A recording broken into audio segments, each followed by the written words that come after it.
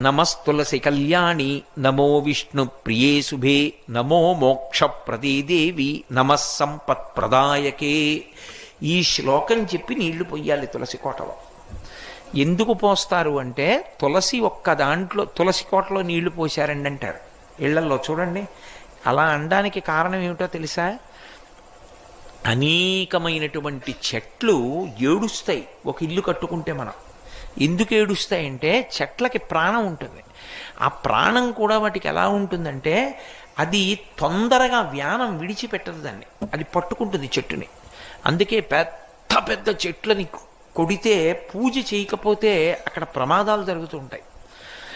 ఆ చెట్టుని పడగొట్టి కోసి తెచ్చి చిత్రియ పట్టి మనం తలుపులు కిటికీలు పెడతాం. అవి ఏడుస్తాయి.